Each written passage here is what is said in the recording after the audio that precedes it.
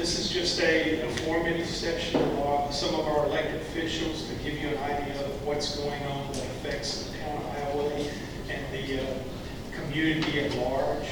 I've asked a few of our elected officials to come in and give us an update and answer any questions that you may have. We are taking this to be able to put it on our website so that it does have wider distribution in case some of our citizens that couldn't make it, because I know there's a lot of other things going on now to have an opportunity to see it. So I guess the first time like this is I'd like to ask Troy Romero, who's our state representative. Sorry, we were talking. No, that's fine. I'll take the time. There's no hurry to kind of give us an update for his area. Hi, thank you all. And I am Troy Romero, and I represent District 37. So those of you who don't know where that is, it's Highway 397, the Clove exit, from Parish Line to Parish Line, and it goes east all the way to the Murmurtaugh River. So all of Jeff Davis Parish and the eastern portion of Calcasieu. So Bell City, Hayes, Homewood, Highway, and Louisville South. This is my third year, so they still call us newly elected, which I guess is a good thing. But we can't use that anymore. We've learned how the system works, and through the education that I get from my senator and some of the other ones that have been on there for a long time, we've actually learned to kind of get some things done, which is a good thing. You start off with what they laugh about a license plate deal. Change the name of the license plate or whatever, something easy, right? I never did one of those, but I started off with one that was really difficult. But it's a pleasure to serve. It's fun to go to these things. Really, it is to come and meet people and listen to what your thoughts are, what you have to say. My office is in Jennings, and I know that's not the middle of the district. I grew up in Welch, and I live right down the road, right here on Tucson Road. So I'm your neighbor.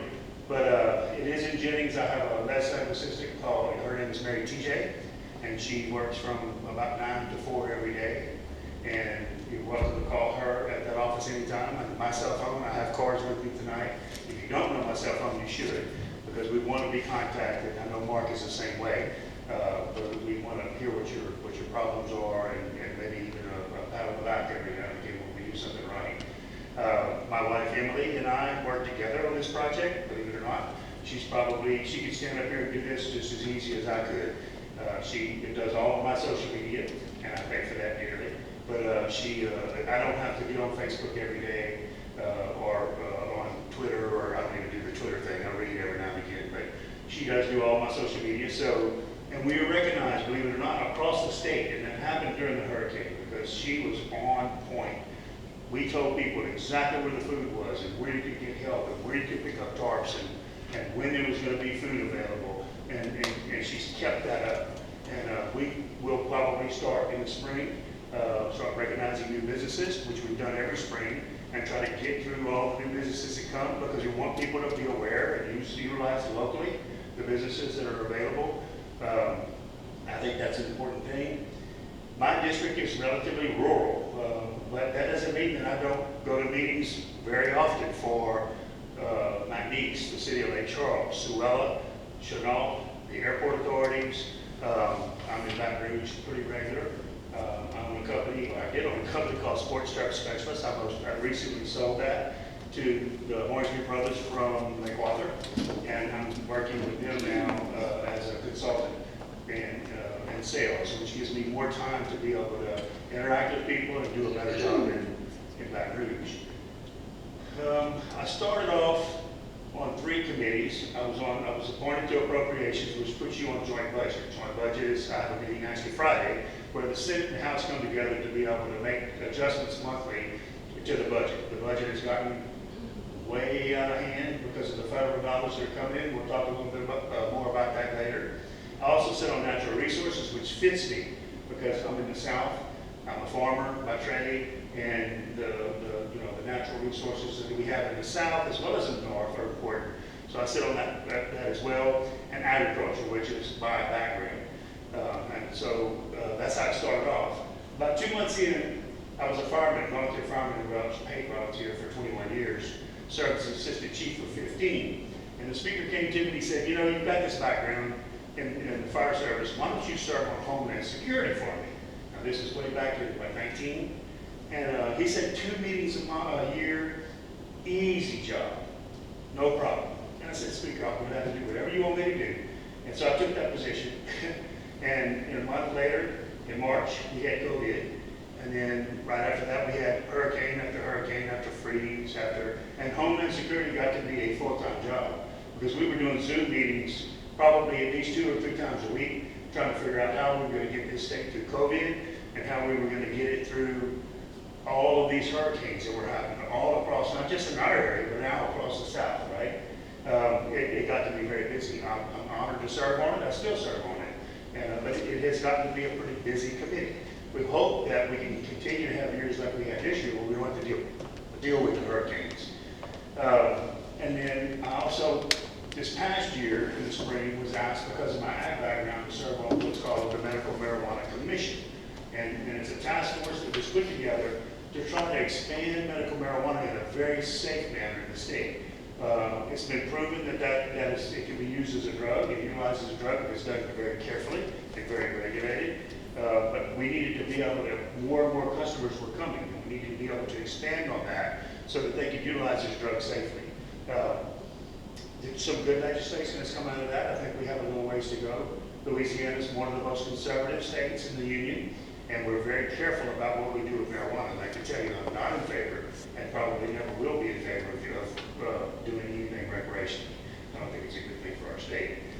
But it is a good drug, and if we can do that safely and grow it safely and get more pharmacies that will get that product to the customer in a better way, then I'm all for that. 2 months ago, I added a transportation subcommittee that is looking into how we can make some adjustments to DOTD. DOTD is one of the largest money spender in the state. And we know that more than likely, we know we're going to have a new governor, but we think it's going to be more of a conservative government next time. And we want to be able to have some ideas of how to fix problems in DOTD ahead of a more conservative governor. And so we are looking at all of the aspects. I will be tomorrow in Baton Rouge for that transportation committee.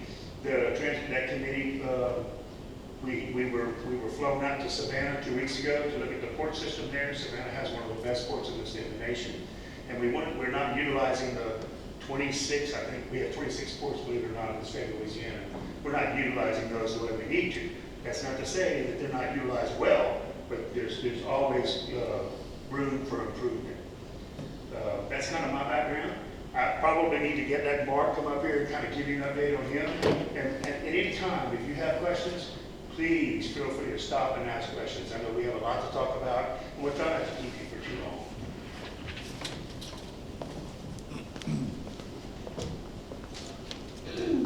Thank you, Troy. I guess we can kind of tag team, and I just want to hear what y'all have to say a little bit. I'll just give a just brief overview of what I'm going to say in a minute. But before I talk about the meat and potatoes of the session, that sort of thing, just let you know that I serve on Senate Finance, okay? I serve on Senate Education, I serve on Senate Commerce, and Senate Criminal Justice. That's the 4 committees that I serve on. Like appropriations, Troy serves on appropriations in the House, Senate Finance in the Senate side. Even though it's 2 different names, they both deal with the budget, and they're both very, very good committees to be on. Okay, sometimes you can get a few things done when you sit on those 2 committees. I just took a phone call a while ago, and I guess me and Troy might have a little egg on our face, but I believe in being transparent as soon as I know something. We had talked about, we thought it was confirmed that we would be overlaying 383 from the interstate to the railroad track, okay? We met on that a while back. I think me and Troy were in here. We told y'all that it was done. It was going to be done, okay? So I was a little confused, and so I called the director, even though it's after hours. And so he just called me back, and I stepped outside. So he said, no, that's not going to be done. Because evidently the list of projects that we had for him, we ran out of money. We had so many projects for Cashew Parish. He said we never made it down the line to overlay that road. So I just found that out 5 minutes ago. I know Troy didn't know about it. I didn't know about it. I'm a little aggravated about it. I don't know how that, well, I know how it can slip through the cracks. With construction costs going up all the time, then you know that it can only go so far. But that overlay, I think, was around $500,000. So what's good about having this meeting here, it makes Troy and I do our homework. If I wasn't scheduled to be here, I probably wouldn't have known. Who knows when I would have found out that was not happening, okay? So we're gonna put our heads together to try to see if we can make that happen. Anyway, I just want to give you that news, even though it's not good, but it means we got to work on it. And Troy and I, for whatever it's worth, I'm not patting ourselves on the back, but we're kind of like bulldogs when it comes to the legislature in Baton Rouge. We don't give up too easily, and I thought it might have been him calling me back. It wasn't. We don't give up too easily, and I think we can make that happen in the long run on this next session. But what is happening, which you're aware of, is they're finally going to do a traffic study on the I-10 interchange at 383, going a little bit south and a little bit north where the mall is. They're doing that. They started today. It'll take a number of months before the whole study is finished, probably next summer. But they're going to give recommendations on what we need to do to make that intersection better. Do we need a roundabout? How do we access the mall? All those sorts of things. That study gives us very valuable information because then we know how to push. Then we know the cost, we know the solution, we can give the advantages of the solution and make our case in the legislature.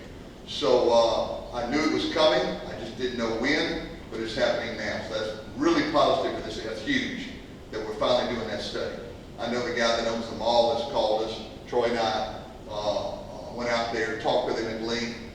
We called the Department of Transportation, wanted to know when this was going to be done. Well, now it's finally being done. So that is good news for this area.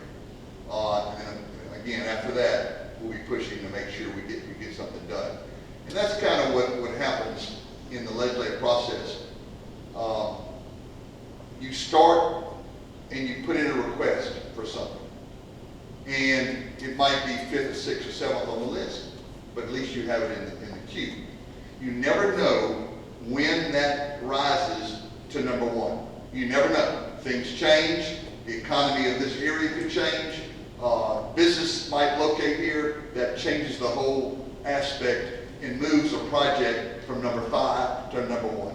So I think what's happening with this study, I feel very comfortable that we can move this up. Not in a year or two, because it takes a while, but I feel confident we can make that happen once we get that solution, once we determine what it is, because this is too valuable of an intersection, too valuable to this town, this community, not to have good access at that interchange. So we're going to make sure that happens. It'll be a good thing that this year, we have one more year left, be a new session, a new governor. Troy and I will have a little bit more experience in the sense that, there'll be a lot of newcomers coming in, but we'll have a little seniority is what I'm trying to say when this next session comes about. So we have been working very hard on the rural areas, okay, very hard. They have a new program, I don't know how new it is, it's the Rural Revitalization Program. Senator Jeremy Stein's wife, Emily, is in charge of that program for this area. And what it does, we're trying to prioritize rural projects. And this past session, I think we put like $100 million into rural revitalization. So she will be getting the projects from, I guess, the police juries of Calcasieu, Cameron, Jeff Davis, Beauregard, and trying to prioritize those so that when we do get dollars for rural revitalization for this area, we'll know where to spend it. So I have no idea what projects are there. All these projects have to be turned in by November 1st. Okay, that's when our capital outlay requests have to be turned in, and then we deal with it in the session that starts, I think, in April. So you've got some good things going for the rural communities. What I just told you a while ago, you have the rural revitalization.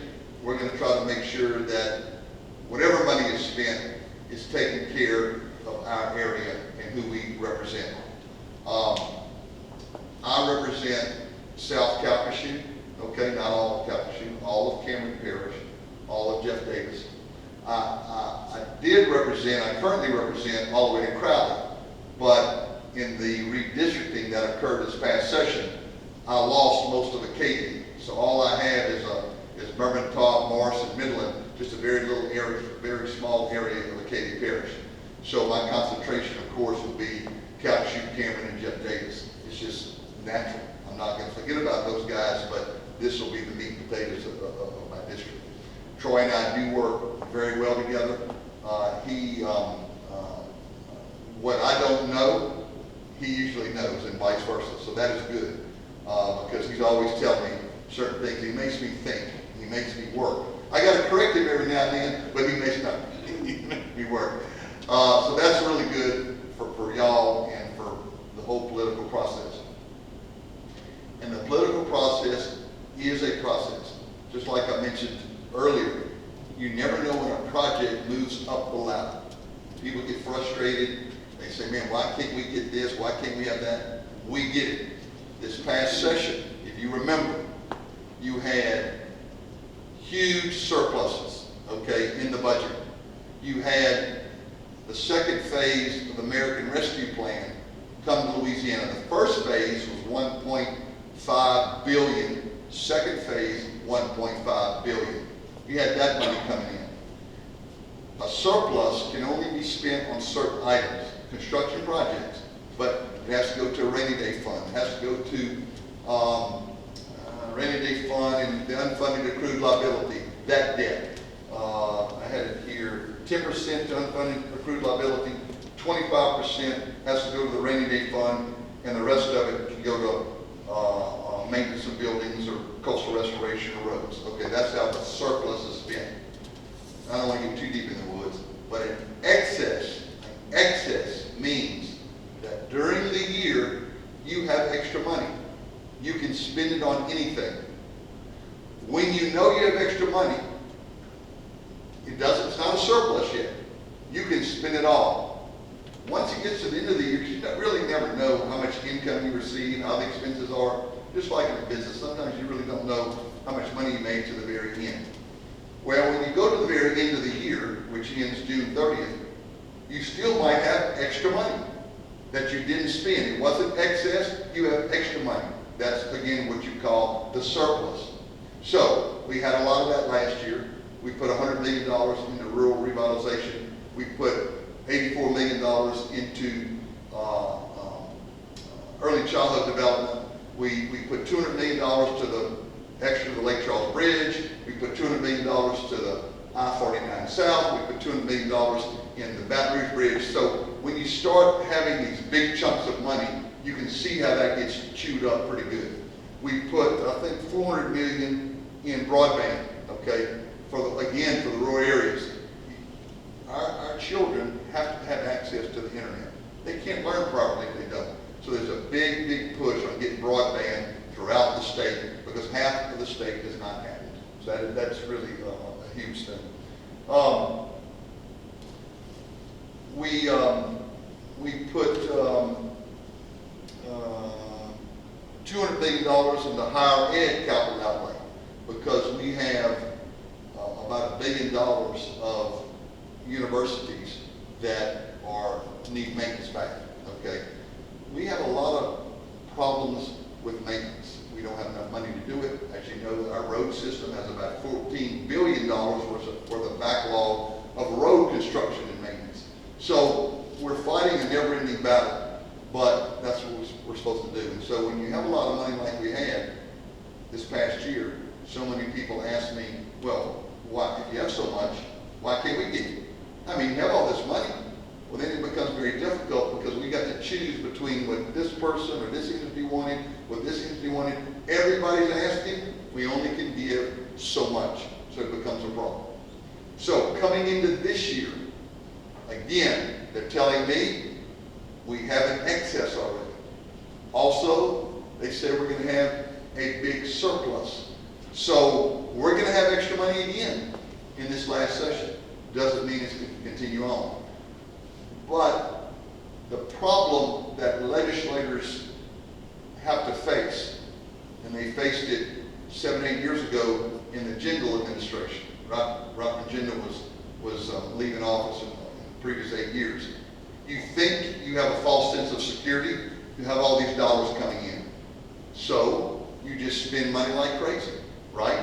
You spend money, one-time money on reoccurring expenses. If you continue to do that and the money doesn't come, guess what? You got problems. Because you got reoccurring expenses and you don't have the money coming in.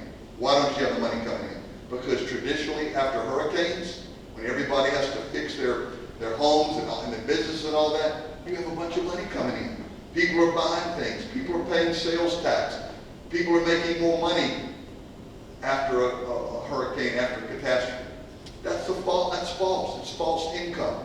You can't count on that continuing for the next 7, 8 years. So don't start spending money like you're going to have it for the next 7, 8 years, or you're going to run into a problem.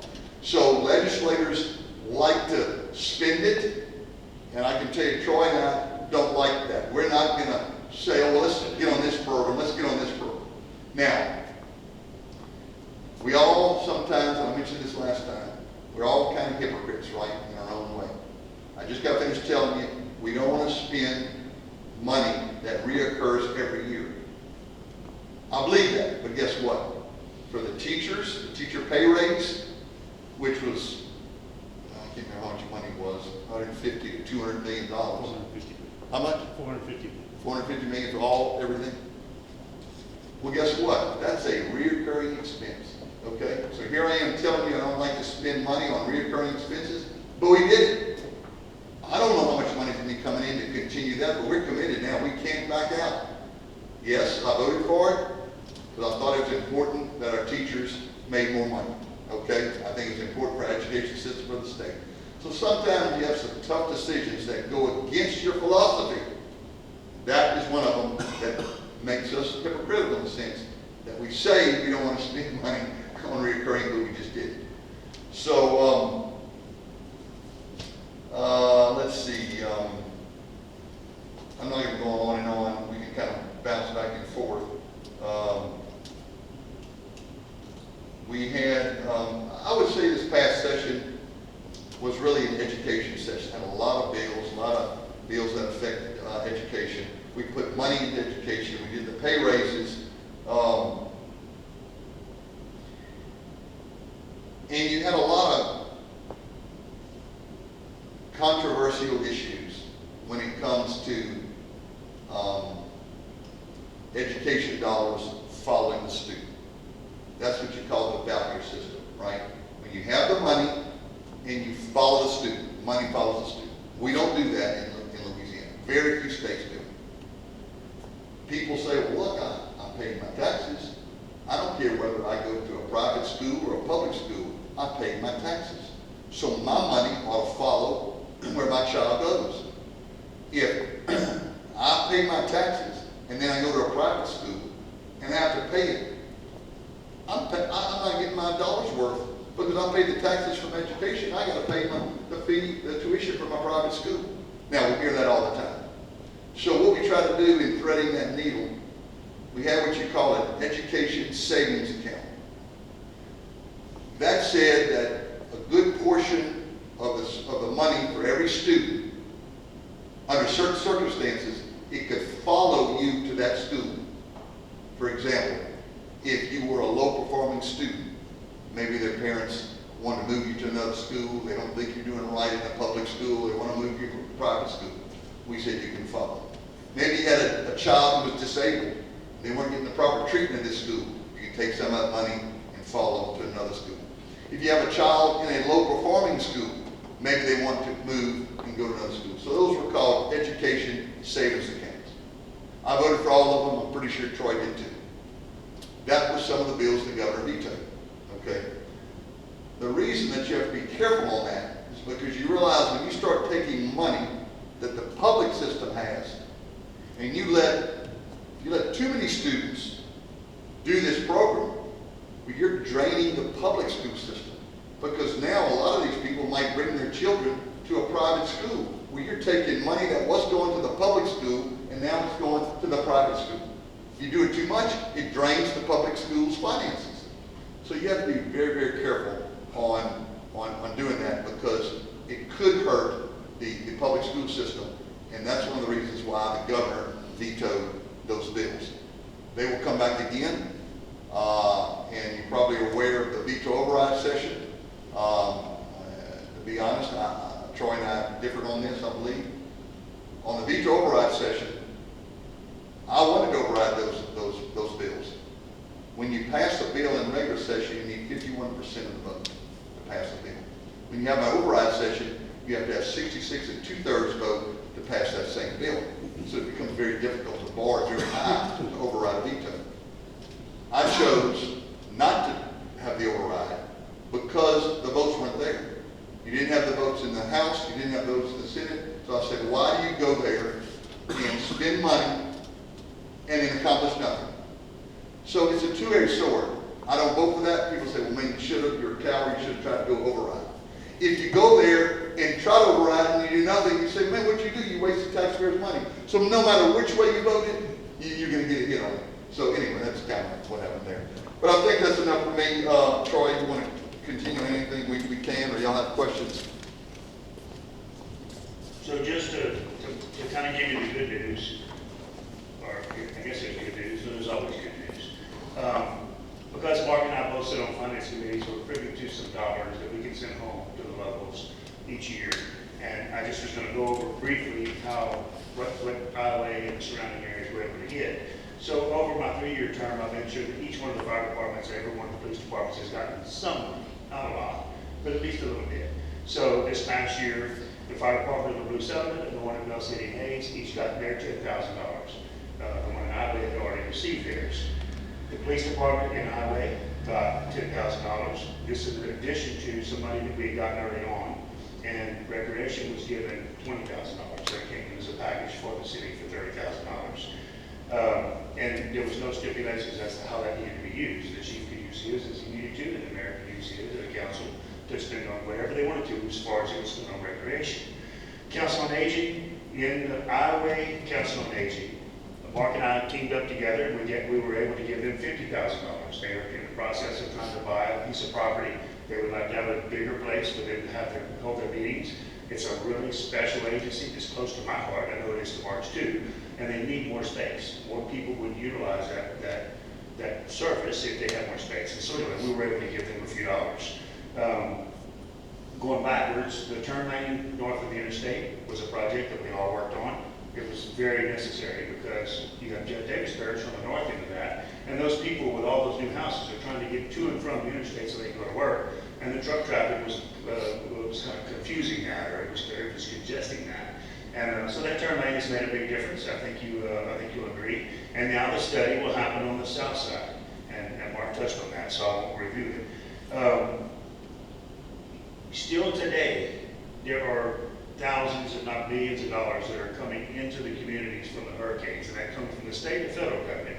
But I mentioned a while ago, McNeese, Suella, your local school boards, and Chenal benefited greatly, and the board benefited greatly from those dollars. And those are extra dollars that Mark and I and the Southwest delegation had to go fight for.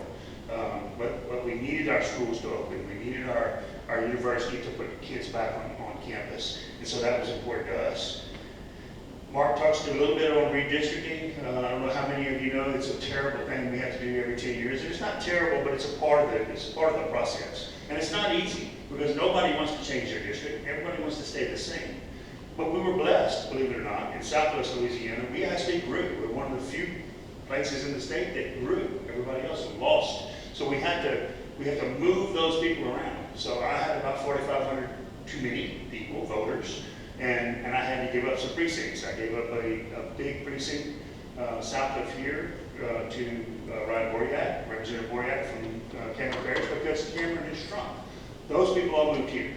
I also gave up a very small portion in Topsy to Representative Carrier because he relates with those people and he actually represent them better than I can because it's such a far way around.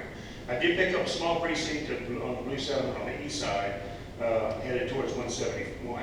But anyway, the districts will be set after this next year, I think, Mark, is what it is. And we'll run in those new districts next year. So Mark's changed, I know, I think he said a little bit, but redistricting was very stressful because people don't want to give up their areas. They don't want to give up their people. And I didn't want to give up mine either, but it's something that you have to do.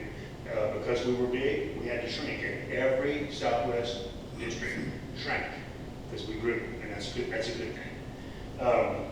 I'm going to let Mark touch on the I-10 bridge. He is much better schooled on what's going to go on with that, and we can maybe kind of finalize with that. He did speak about the teacher pay raises. I also voted for the teacher pay raises. And I'm going to tell you why. Because this state and all across this nation, there's a huge shortfall of certified teachers. In this state alone, we have 4,500 uncertified teachers that are teaching in the classrooms today.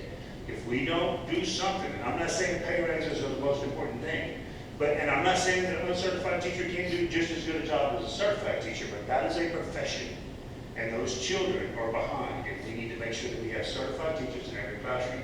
That little bump in pay may keep some of them there.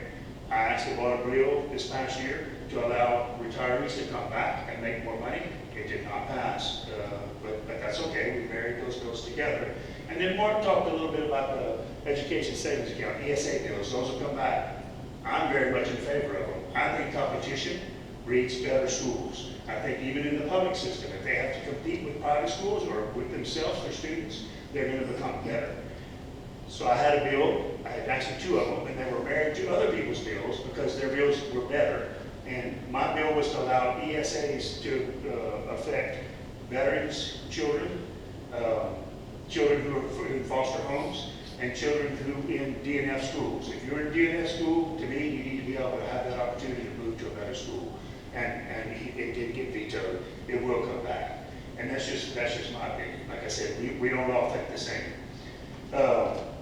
For the first time in a long time, the retirement system is where we're going to give a little bump in a living increase. So teachers, police, fire, and state workers all got a little bump in their retirement. And it wasn't a lot, but it didn't get near keep up with the 8% inflation that we have right now. Mark actually found out about your overlay project. That's not dead. It just means that we have to work a little harder. We had some extra money that came in. We had to pick some projects. It was on the bottom of the list or near the bottom of the list. We'll work on that. It'll still, hopefully we can get that overlaid. I know that I've talked with you, Mayor Hess, many times on a traffic circle, not only at the interstate, but also on 165 and 90. I think that's probably important, and it's third on my list. I can tell you that currently in the process is to do, and that will start very soon, around about at 14 and 397, which is a very congested area with all the growth that's going on out there, as well as, and they're actually doing the surveys now, to do the one on Highway 90 and 101 in Lansing. That's a very dangerous intersection. We threatened to put up stop signs there like we did in Elton, or Mark did in Elton. That may still have to happen, but I think that actually that roundabout may come quicker than we think.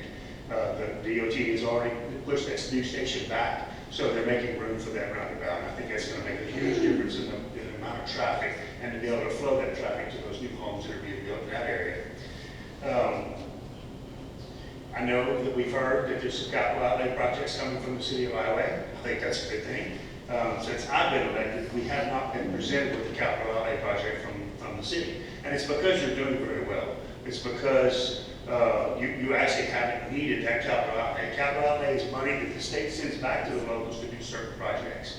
And I think the mayor, I don't know if he's going to talk about it, but there's 2 projects that are coming from the city, and I can assure you that Mark and I will be working on those. I don't sit on Ways and Means, but I have access to my good friends that do, and we'll try to, our best to try to get those projects done. Now, understand, that won't be the only 2 projects. How many projects come from Calhoun? 50? 50 a year. So it'll be put into a priority, and we'll see if we can't get that funded. I'm just going to briefly talk to you about some bills that I'm going to have that I'm working on. I'm not saying I'm going to have them, but staff is actually working on some of them. You actually have one of your people in your town that came to me and was very, very troubled by the fact that he had a grandson who was nearly beaten to death as a 19-month-old.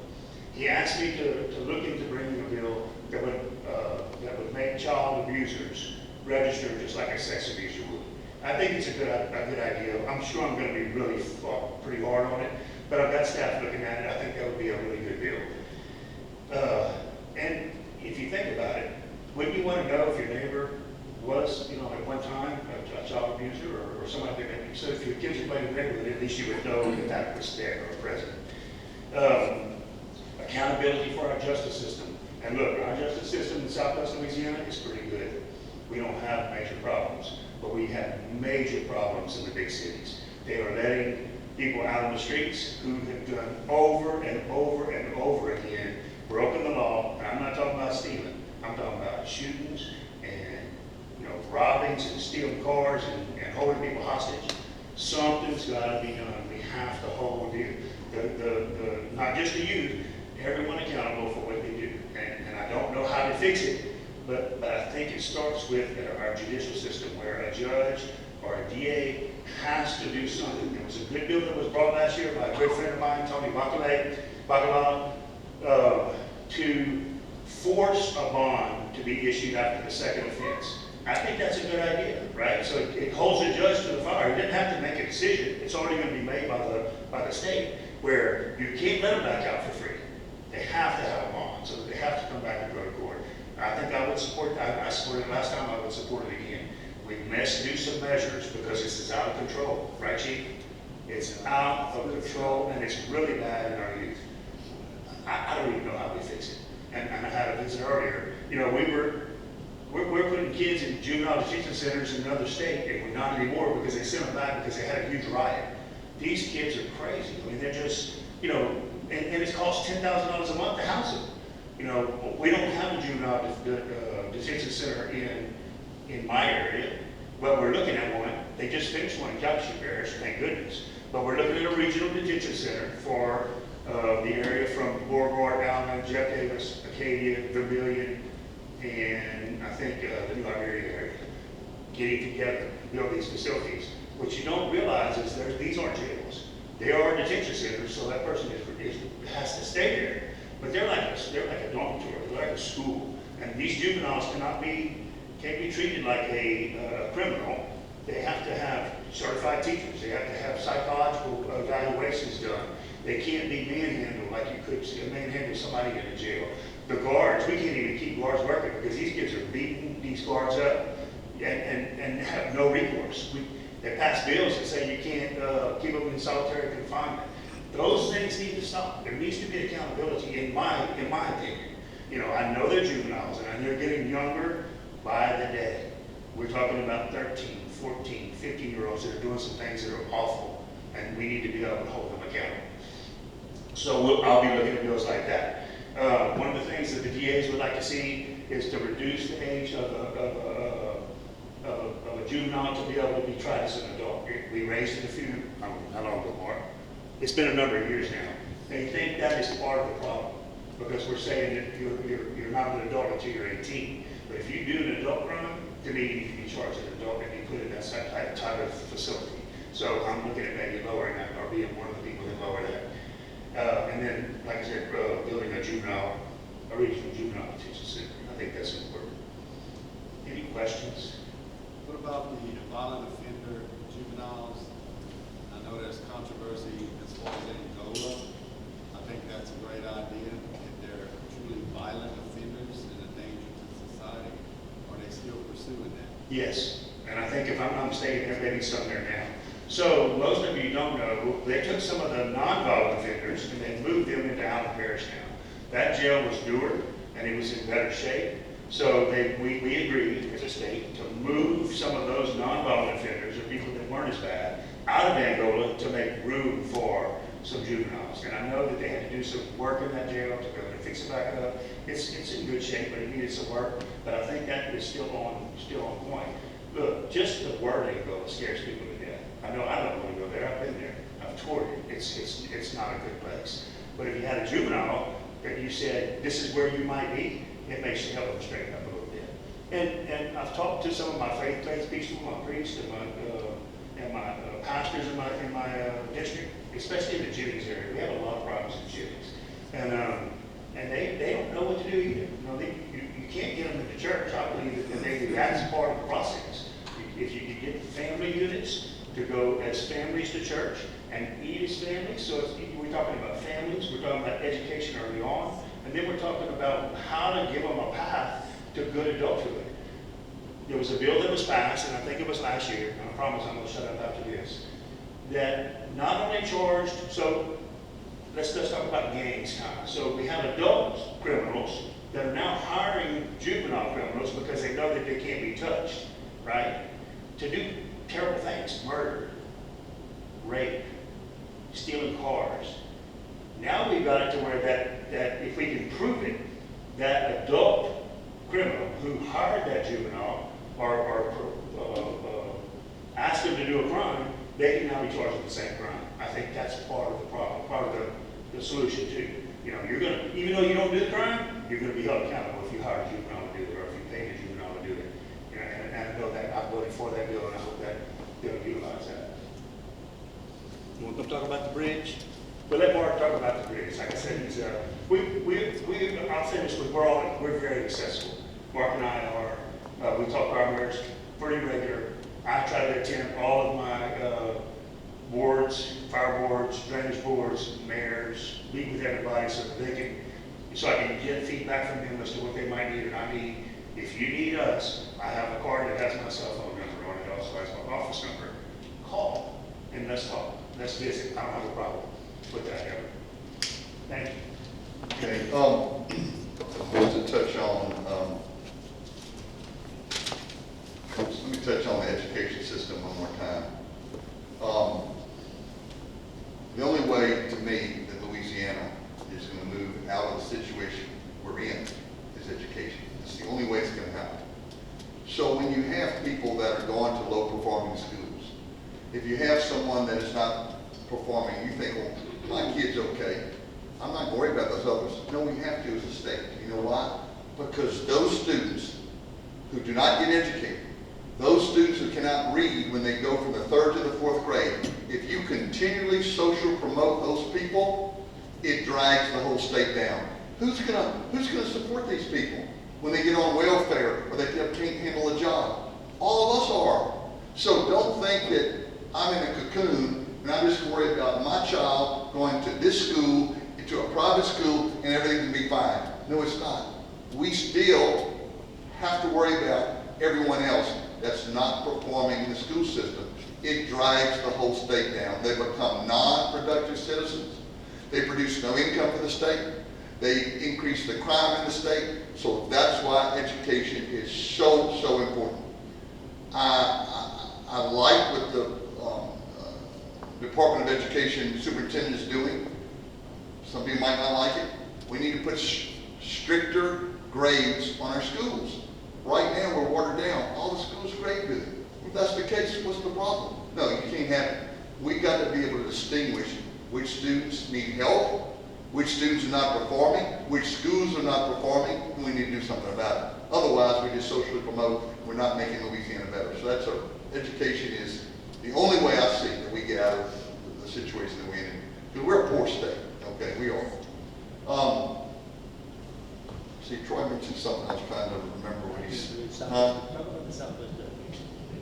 Okay, the Southwest delegation, which about 6 or 7 members, 8 members, We're one of the only few in the state that kind of stick together. You have the Baton Rouge delegate, you have New Orleans, you have Shreveport. They're always going off. They hardly ever meet. And when we tell them we have meetings where 7, 8 of us go to one meeting, they can't even believe it, okay? This has just been what's happened. It's like a cultural thing, I guess. We've been doing that in Calhoun Parish and Jeff Davis, and we've been doing that for 25 years. Back when Randy Roach was a state rep back then, and Dan Flavin, and on and on and on. We've always met together. So we have a very, very strong delegation. We stick together and we push what we need to push. And we work together. If we have a particular project that we think, for example, the Cameron Ferry, we all thought was very important. We had to decide where to put some dollars. Collectively, we said, you know what, of all the needs everywhere, the Cameron Ferry needs to be fixed. It needs a new ferry. So we all band together and said, hey, we need to fix that. We got a ferry. Other parts of the state might not do that. They're going to fight for their project, and then guess what? Nothing gets done because you can't agree on anything. So with that same thought process, that's how we were able to get the dollars we have for the I-10 bridge. It's not over with yet. We've accumulated about $1 billion. The bridge is going to cost $1.5 billion. We're $500 million short. Where is that $500 million going to come from? If we don't get it, it's going to be tolled, because a toller will come in and say, well, we'll put up all the money. You won't have to find the $500-600 million, and we'll toll it and do that. Now, if that happens, and I've said this to many groups, there's such thing as a shadow toll. Now, what does that mean? The shadow toll means that I worked it with the governor and with the Department of Transportation. The residents in a 5-parish area will not pay the toll. The residents in a 5-parish area will not pay that toll. Now, business trucks will pay the toll, but the residents will not. I think if that's what it ends up, I believe that's a huge win for Southwest Louisiana. Huge. Now, the way we did that is that at the very end, we banded together and got $40 million a year extra to put into that bridge. The toll still will be paid by the state for the 5-parish area, but it'll come out of that $40 million that is coming to the I-10 project every year. You'll take it, maybe the tolls might only be $10 or $15 million. I don't know how much it'll be, but I'm sure, we haven't outlined the details, but I'm sure you'll have a sticker that says a resident of the 5-parish area. When you go through the tolls, they'll send a bill to the state will pay it on your behalf. That's a simplistic approach. I don't know if it's going to be just like that, but it probably will be something similar, so that we will benefit and our residents won't have to pay a toll. 75% of the traffic that goes over that bridge is from out of state. So at least they will have to pay the toll. If we do not have to have a toll, it depends on grant money that we've applied for on the federal level. We've applied for a $600 million grant. We don't know if we're going to get it. We could get $100 million, we could get $300 million, we could get $600 million. We have no idea. So all those things play into whether you have to have a toll. But the bottom line is, like I said earlier, I think it's a huge win if we do the shadow toll. We still come out very good and we get a new bridge. Let's see, there was something else you said that I can't remember now. But anyway, we're here to serve you. That's the whole purpose of it. You can call our offices. We're very accessible, like Troy said.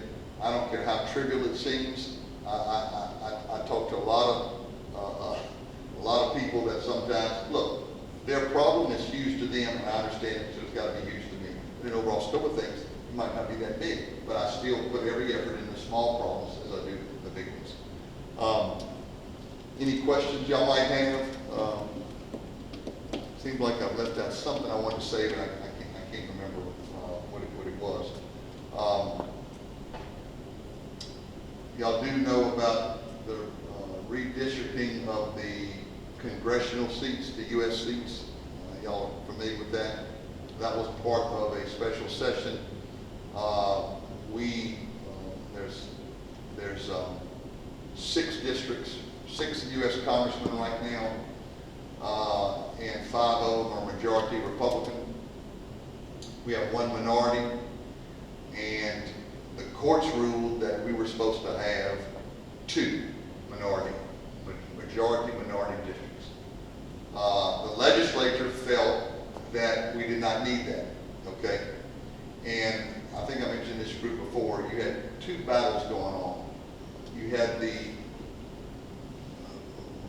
14th Amendment of the Constitution, the United States Constitution, says that you have to have congressional seats in the same proportion of your minority. So if you're a 3rd minority in the state of Louisiana, and you have 6 congressional seats, U.S. congressmen, 2 of them have to be minority. The Constitution says that. I think that's the 14th Amendment. The 15th Amendment says, yes, that's true, but when you do that, you can't gerrymander that district to make sure you have a 2nd minority district. Now, what does the word gerrymander mean? It means that if this square right here is my district, but in order to have more minorities in there, I got to have a long finger that comes out here and comes back here, and now that district looks like a frying pan. You can't do that. Even though that makes you have a 1/3 of your congressmen in a minority district, you can't gerrymander to accomplish that. So you have the 14th and 15th Amendment really contradicting each other. So the judge says, no, you got to have 2 out of 6. When the legislature met for the special session, we said, no, we think it's gerrymandering. We're not going to change it. They went to court. We said, we're going to let the courts decide. Well, the court ruled. They postponed it. They agreed that gerrymandering could be an issue. Alabama has a case already before the Supreme Court. They're going to let that case go first. We still don't know how that's going to happen. So that's still a big issue, redistricting, and it's because of those 2 amendments. So it's not clear cut when you say you're a 3rd minority, you got to have a 3rd U.S. Congress. It's just not that clear cut. What else got, Troy? Election, don't know about the elections coming up. We got people that are running for different offices in here. Study the elections, vote for the candidate that will help you out the most, or what you think will help you out the most. And remember that there are 8 amendments on one. 8 amendments. And then 4 on the next one. There'll be one next year. But study those amendments. I was trying to get on Facebook, but you can't here. If you have access to Facebook, my page actually has nonpartisan explanations to the amendments. I know sometimes those get a little wordy and they're hard to understand. Attorneys writing, but and they're hard to understand for me. But try to study them. If you have questions, you're welcome to call Mary in my office. There is a PAR pamphlet that is also PAR is P-A-R. Right. It's like a government. And it's nonpartisan. Non-government So it's not going to give organization. you one opinion or the other. It'll just give you the facts. So you can Google PAR, P-A-R. You can also Google Cable, C-A-B-L, C-A-B-L, Cable. They're also a non-government, organization that monitors bills. They have explanations of the 8 amendments. So you can always, go to those sites. My guess is, after seeing the news last night, you're going to see more and more people reaching out or putting stuff in the paper to give you suggestions on what you should do with those amendments. Any questions about any party government, budget, anything? Yeah. We're in the process of building an emergency response. Well, I was going to bring that up. We just want to see if we can secure some funding. Yeah, go ahead. Well, I really thank them for coming out and kind of giving us an overview for everybody that's here and also the taping that they can see.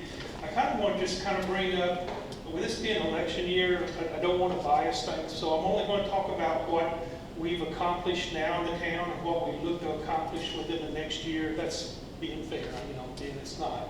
One of the things, some of this is what they've talked about, but I want to talk about how the town is using some of the programs that they put in place right now so that, we give kudos for what they've done and we're expanding on it. So The first thing I want to talk about is the AOP Internet, the gumbo fund that you talked about, you funded. They are coming through Iowa along 90, and within 15 months it will be complete from Lake Charles to Lampstein. Now, they have only got 1,500, I guess, houses that were identified. I'm not sure how they identified. All of them are south of 90, you know, the south of the Steins and things, that they'll be putting in that high fiber internet access.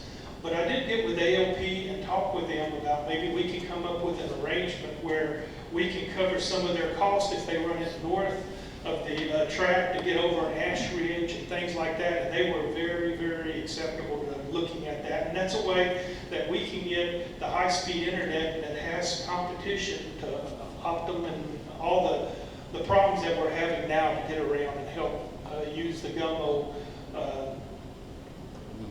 program to be able to meet those needs here. And we're talking about, like I say, they anticipate being done within 15 months. That's pretty quick. And so then at that point, they'll be able to branch off, you know, and that they're willing to provide service to anybody. You know, initially they provided as part of this grant to the ones that were identified, but that doesn't, you know, hinder them from providing it to other people. So I want to thank you for that, and just let people know that that is coming through. You can see more money coming down on this broadband too. And so that More than really- was already done this past year. Yeah, right. And so that really will help us. You know, Troy was talking about having access, and I don't know if they know it, but we finally agreed to allow AT&T to put the cell phone tower over on Eli, which is right behind the school. They're still running the fiber optics to it, but once that's done, that should help everybody's AT&T phone access, internet access through the wireless, you know. So I didn't know if y'all were aware of that, but we really do appreciate all the help y'all get. I do want to talk about some of the things related to Council on Aging. And I know you've talked about how you're helping them. We've also, I know we've talked with the council that we want to be able to help them by giving them COA to help buy things and things like that. That's part of what we're trying to do also. I would propose to the council here in the next few meetings to help them in buying the land. There's been some problems with that, and you know, they are very constrained on funds, and we are lucky. We did get some of the ARP funds, so you know, for us to use things like this, it really benefits the community, not just the town municipality by itself. So we're really wanting to support that. We did commit, the council did commit to spend $300,000 for a new fire truck. You know, our fire truck went down. They are all 20+ years old, and we're going to use the ARP funds. And I think the parish is committed for another $100,000. You know, we're such a poor district as far as the fire district. They have such limited funds that this is really going to be a help. And it benefits everybody in the town as well as the surrounding areas if we get this new truck. They're telling me it takes about a year to build.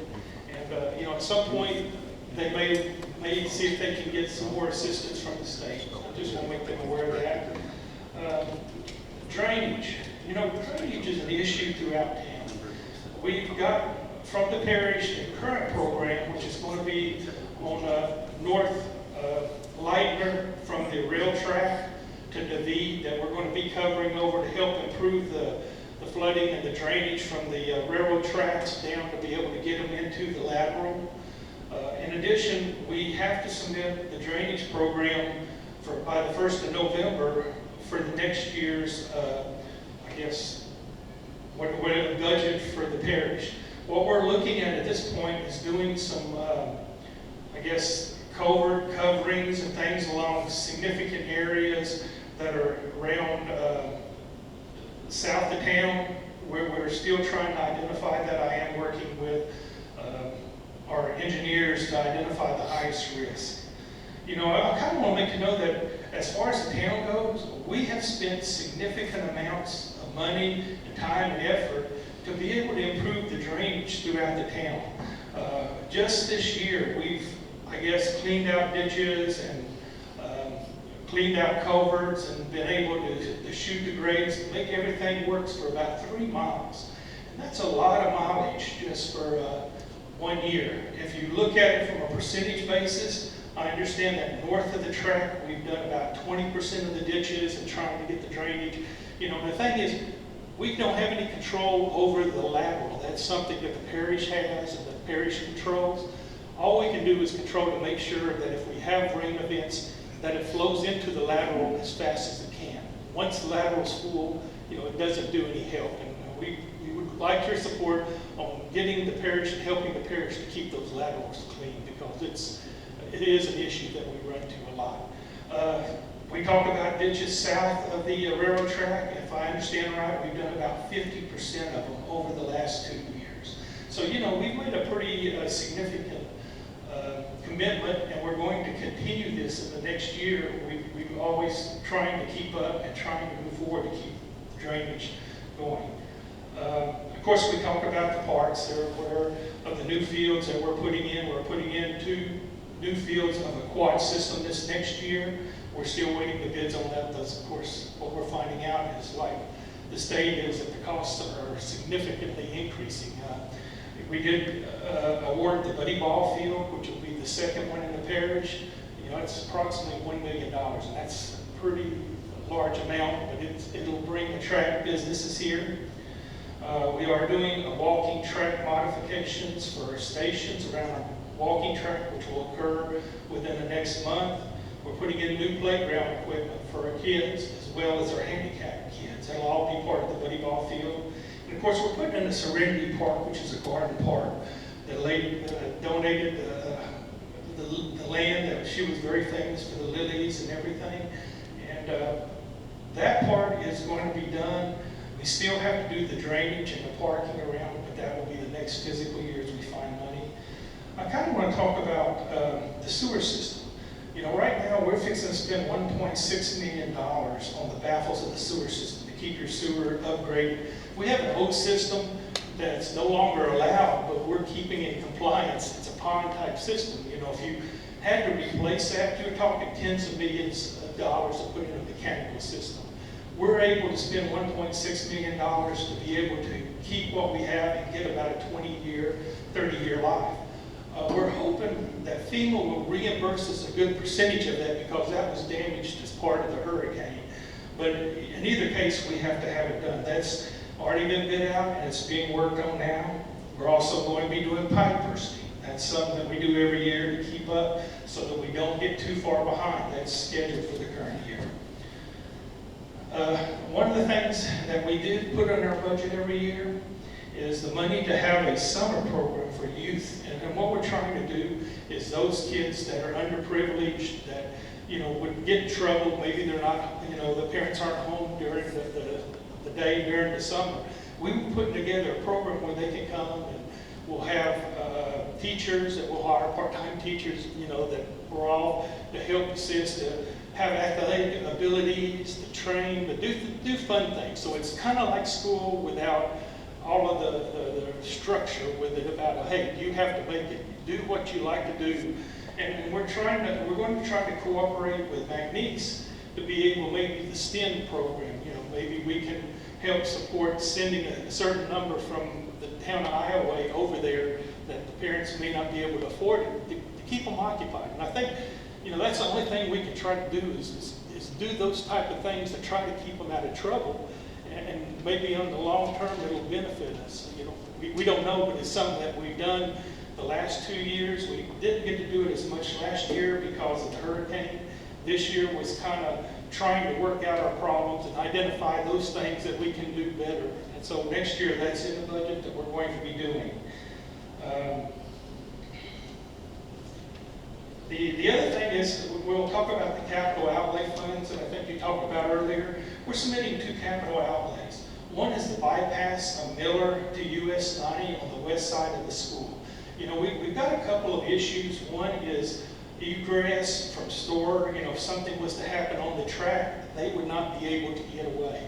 But as we put in this bypass from Miller to US 90, we'll be able to address that issue, as well as have an issue of another road that goes from Miller to 90 other than Thompson. And, you know, some of that will help alleviate some of the issues on Thompson and Miller, and we talked about the access off the interstate. You know, if you have a way to go out of town south like that without having to drive along the interstate, that also may help alleviate, and especially if you start having growth along the corridor right there, with the mall, with what they're wanting to do, or they're asking to do. It may give us an option to help alleviate as an alternative, In either case, it's still a good idea. I think we're asking funds to be able to do that study and understand it. The other one is doing is electronic GIS mapping of all our sewer and water lines. All our lines are all on paper. They're not as accurate as they should be. This is something that's historically been a problem in Iowa. And so what we're wanting to do is we're asking for the capital outlay fund so that we can electronically map those and put them in a database so we know where everything is. We find valves sometimes that are deep when we're trying to fix things that we didn't even know about.